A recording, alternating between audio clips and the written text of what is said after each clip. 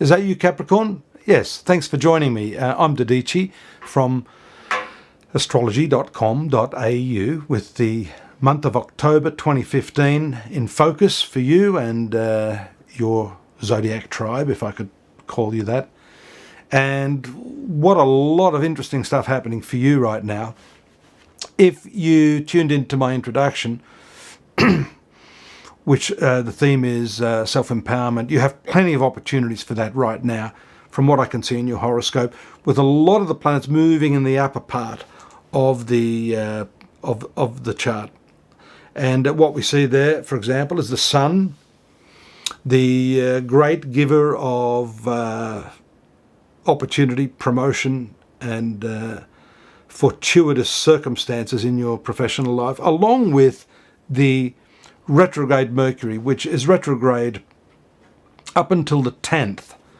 So even if there's been some sort of misunderstanding or difficulty in communicating or getting information that you want, the month still promises to be a really positive one, and one that's going to give you some, I believe, some immense benefits this month.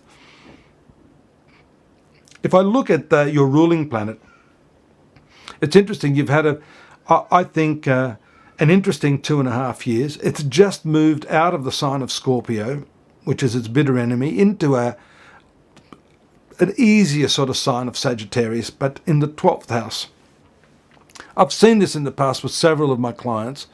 The 12th house position over this next 2.5 years, and even though we're talking about October, I do need to address this, and we will detail this more month by month. But I think you should get this month in context over this next 2 years, because this for you is your ruling planet, does constitute a sort of a lower key period and one of self-analysis and maybe pulling yourself a little bit back from the limelight. Now that's in contrast to this very powerful solar position, Mercury retrograde. You've got Mars and Jupiter moving in the upper part of the horoscope. They're ultimately going to hit your 10th house, so which is your career house. So even though I'm saying that there's this low-key period, I think this is going to be a nice counter to all of this outward sort of activity that you're dealing with in your professional life. You do need that quiet time right now to withdraw your energies and to build those energies into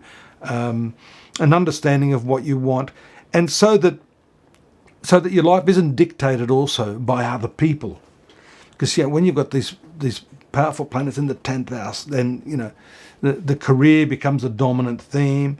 Employers are demanding their pound of flesh. Your co-workers there are expecting you to perform up to their level. So you have all these benchmarks being raised higher and higher and higher, and of course that brings with it a whole lot of stress.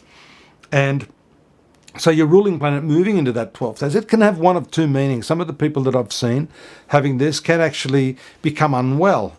That is why it's imperative for you right now through this month to heed the warnings that you have there.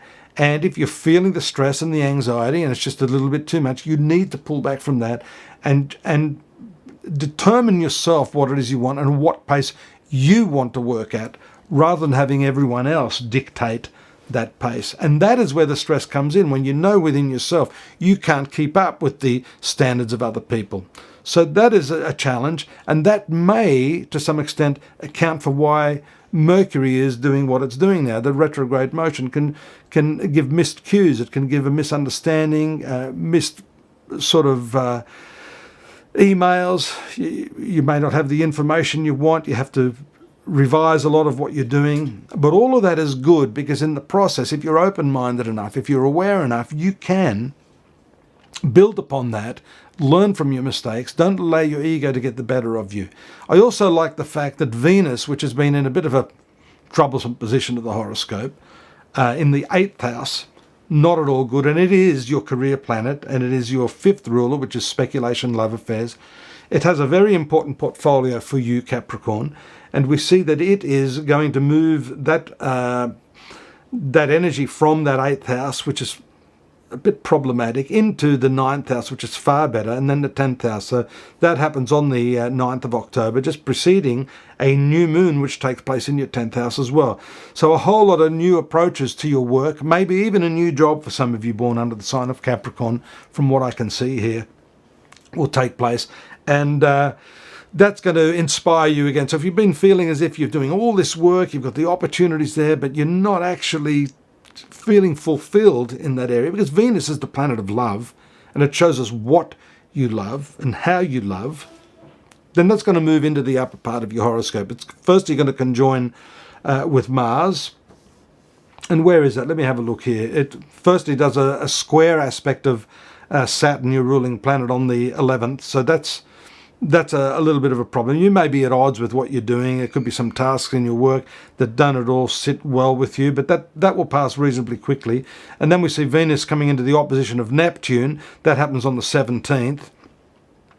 That's after that new moon, and the opposition of Neptune is particularly troublesome because it can create confusion over your work, communications in work, also troubles in your love life, where you're not quite clear on where the relationship is going. So you need all of that stuff clarified, which couldn't have happened under the retrograde Mercury. So now that that is forward, you're able to get the communication out there, get clarity of understanding, and put all of that shit beside you and behind you as well. So I was just looking there for when Venus conjoins Jupiter. Well, I've got the conjoining there of Jupiter on the 26th, and that's the day before the full moon, which takes place in your 5th house. These are all very, very potent and lucky opportunities for you. Speculation could be pretty high for you, having the full moon in the sign of Taurus. It's exalted sign in the 5th house of speculation, but certainly if it's not speculation in money, it'll be speculation in love, especially for those of you that are single and looking for your soulmate. Now you can empower yourself. Don't be afraid to play the field and to explore what's out there. In any case, your emotions could be rather heightened at this last few days of the month, and especially having Venus there conjoining Jupiter, that's very, very lucky. It's also in the 9th house of travels. There could be some journey for those of you born under Capricorn, and these are long journeys which you may plan and actually take.